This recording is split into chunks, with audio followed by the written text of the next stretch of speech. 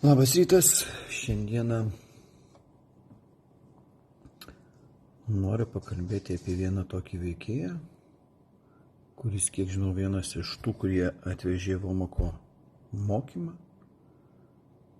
Ir čionais yra, matau, 21 metų kažkoks pamokslas, atrodo. Ar kas. Ir iš jo, tiesiog, ką jie šneka, pasiklausykit patys.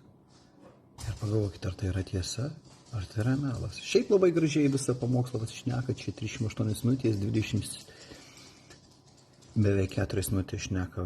Labai gražiai, labai švelniai viskas atrodytų, taip toliau, apie kalbas ir taip toliau. Ir po to. Ir Vomako mokymą įkiša. Paklausykit.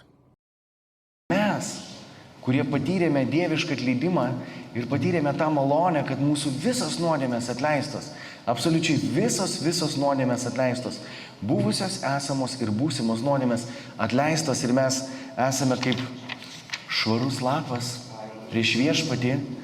Kai mes išgyvename tą, mes suvokiame, kad jeigu jis mums atleido, mes galime atleisti kitiems. Vomako mokymas visiškai, sakysim,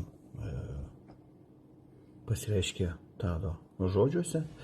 Tikrai nėra tokio dalyko, kad visas, netgi, sakysim, būsimas mūsų nuodėmės viešpats atleidžia. Mes galime matyti tai pagal Bibliją labai aiškiai, kad to tikrai nėra, bet jie būtent teigia taip. Nes matome, kad jeigu Dievo tauta nusižengė, tai automatiškai, vienu žodžiu, ir Dievas nusisukdavo nuo jų.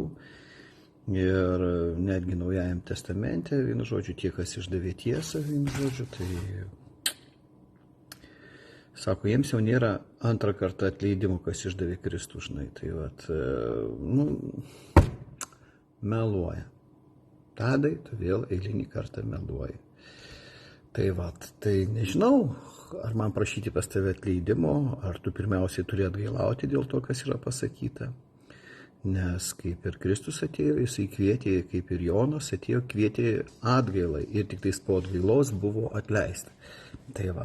O jūs, nežinau, kaip jūs atgailavote, nežinau, kas ten pas jūs vyko, kiek aš žinau, kiek dar atsimenu tavo pasakojimų, lyg tai nuoširdžiai atgailavai, bet kur tu dabar nugrybavai? O čia geras klausimas.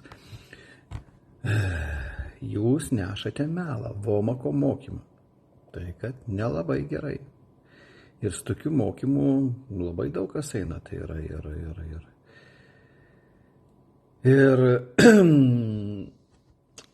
kaipgi jo tenais šitas iš Mažeikių.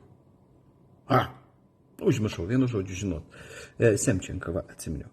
Tai ir Semčenka eina, ir kiti, ir daug kas kemšamas būtent toks mokymas, kad ir būsimos nuodėmės yra atleistos. Ir dabartinės. Tai reiškia, dabar aš galiu nusižengti, man atleista, ir būsimas irgi aš galiu, ir man atleista. Visos nuodėmės atleistos. Ne, čia geras dalykas. Tai reiškia, dabar mes galim daryti, ką nori. Tai yra melas. Melas ir dar kartą melas. Tadas yra kantrus ir malonus. Meilė nepavydi. Tadas nepavydus. Meilė nesigiria ir neišpuiksta.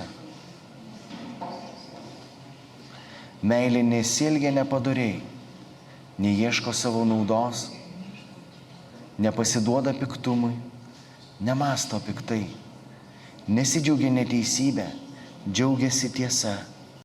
Taip, Tadai. Nesidžiaugia netiesa ir melo nėra Dieve. Jūs meluojat. Meluojat ir neraudonuojat ir skleidžiat Vomako mokymus, kurie yra visiškai klaidingi. Ir tai yra nuodėmė. Todėl turėtumėt atgailauti.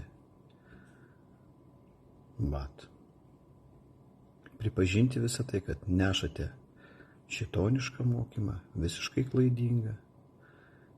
Tai kad nežinau, ar aš apkalbu dabar tave, Tadai, ar kaip, atleisk už sarkazmą, bet su jumis kažkaip kitaip neįmanoma kalbėtis, nes jūs nebegirdit.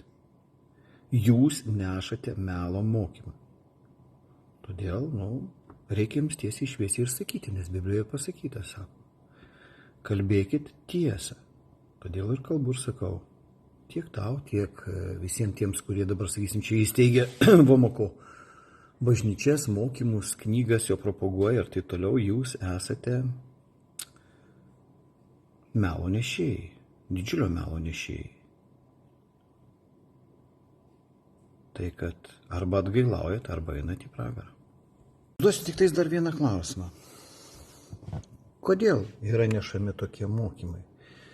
Kad va dabartinės ir ateities nuodėmės visos atleistos. Visos. Nesvarbu, ką tu padarysi, viskas atleista. Atsakymas, manau, labai paprastas. Jie yra prisidirbę. Ir prisidirbę tiek, kad yra prisidirbę iki ausų. Tai yra išdavę tiesą. Išdavę šventąją dvasią ir jiem atleidimo jau daugiau nebėra. Sako, tokie jau net negali net ir atgailauti, vienu žodžiu. Tai vat, jiems kažkaip tai reikia save pateisinti.